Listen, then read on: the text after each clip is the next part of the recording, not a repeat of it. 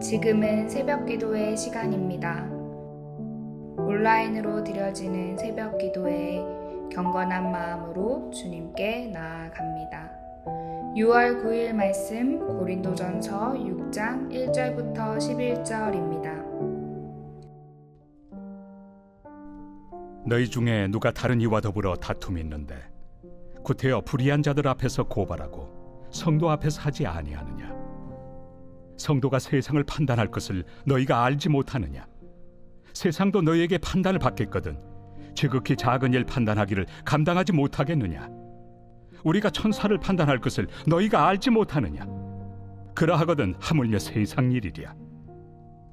그런즉 너희가 세상 사건이 있을 때 교회에서 경히 여김을 받는 자들을 세우느냐? 내가 너희를 부끄럽게 하리 하여 이 말을 하노니 너희 가운데 그 형제 간의 일을 판단할 만한 죄 있는 자가 이같이 하나도 없느냐? 형제가 형제와 더불어 고발할 뿐더러 믿지 아니하는 자들 앞에서 하느냐? 너희가 피차 고발함으로 너희 가운데 이미 뚜렷한 허물이 있나니 차라리 불의를 당한 것이 낫지 아니하며 차라리 속는 것이 낫지 아니하냐? 너희는 불의를 행하고 속이는구나.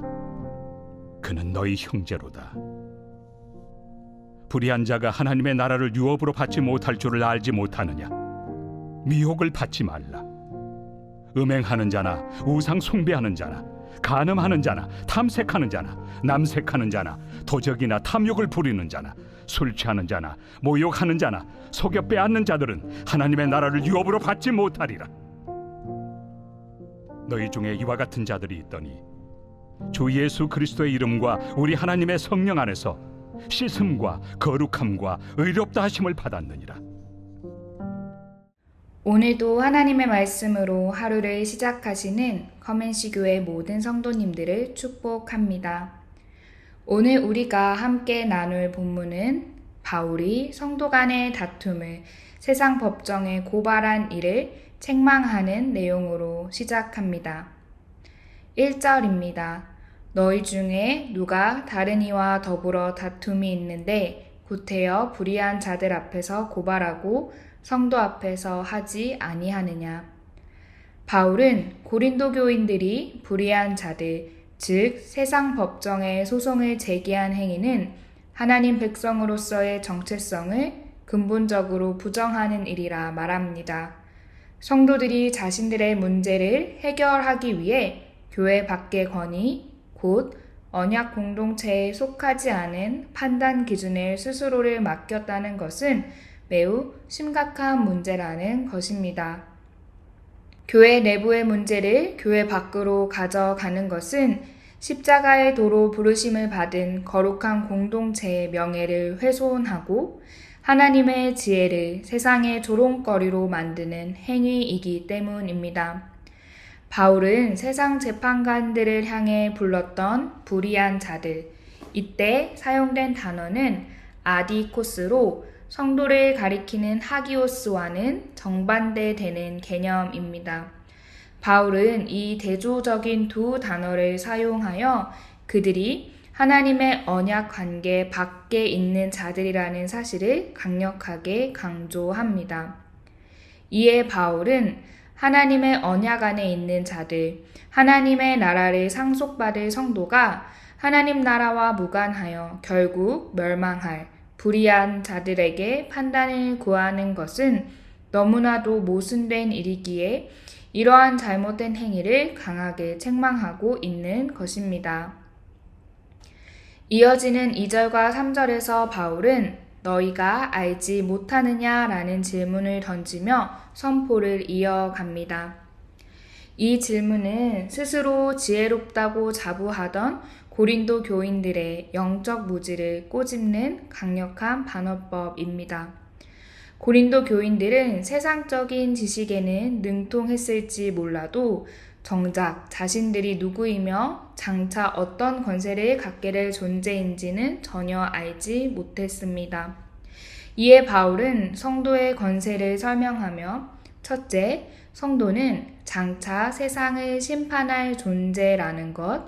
둘째, 그 성도가 천사들까지도 심판할 존재라는 사실임을 이야기합니다.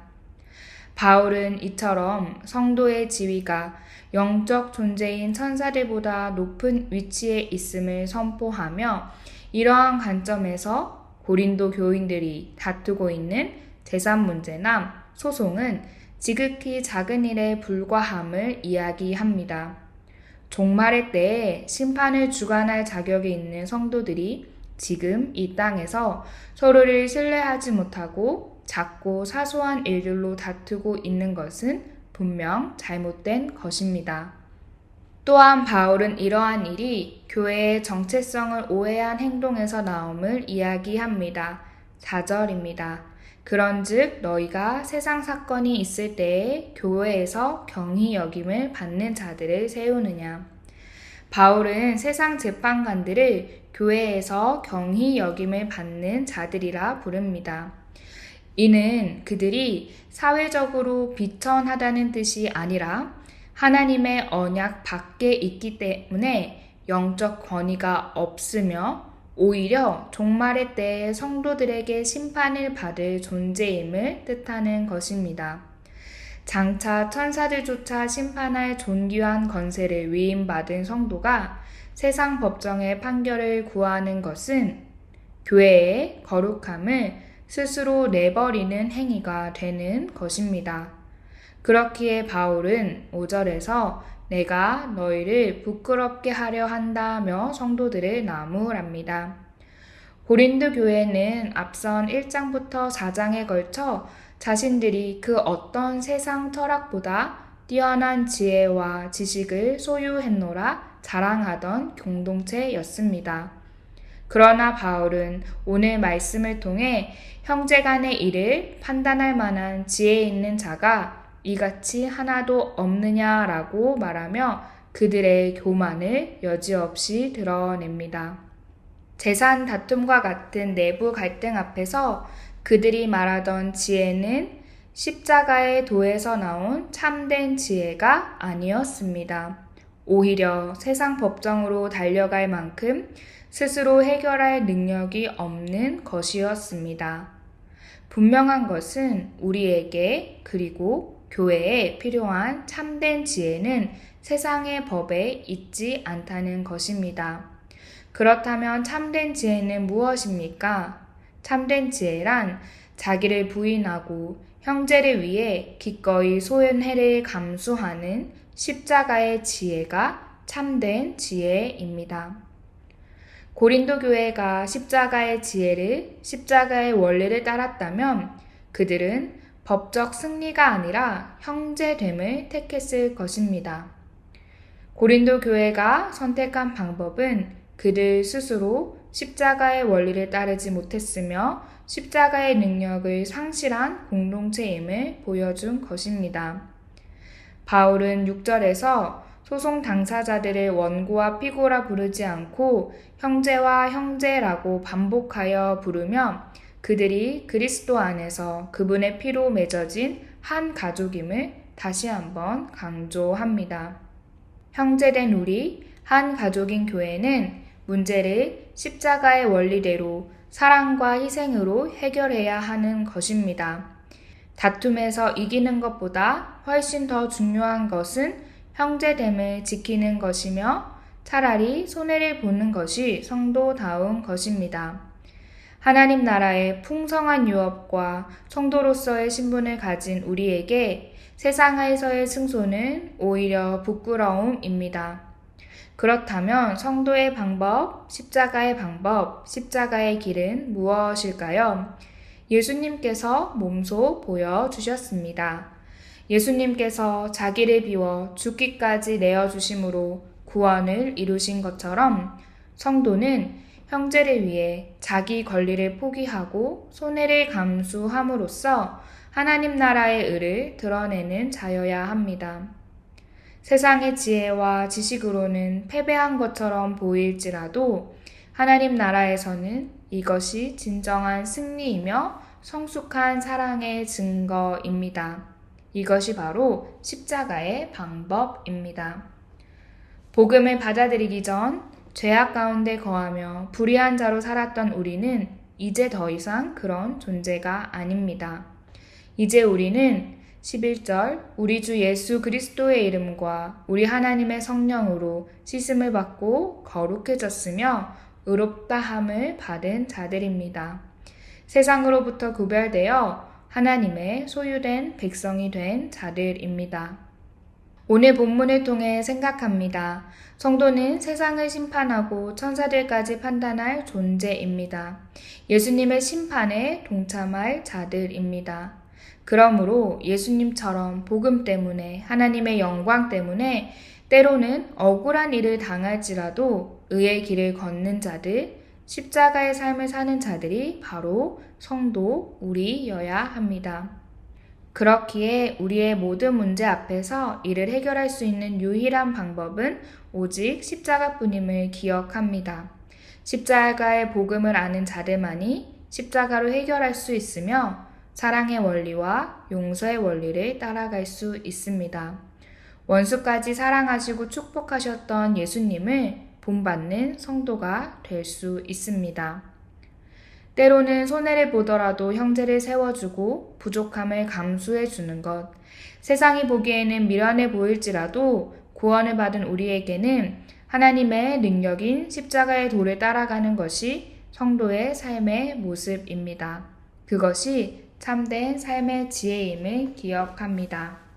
참된 지혜, 참된 성도의 모습대로 살아가며 우리의 이러한 온전한 순종을 통해 교회가 교회다움을 세상에 보여줄 수 있는 저와 성도님들 그리고 우리 커맨시 교회가 되기를 소망합니다.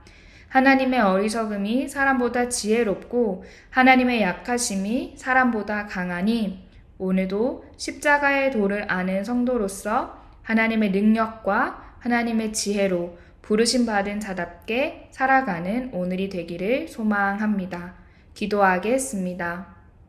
참 좋으신 하나님, 오늘 말씀을 통해 성도로서 어떻게 살아야 하는지를 다시 한번 생각하고 알게 하시니 감사합니다.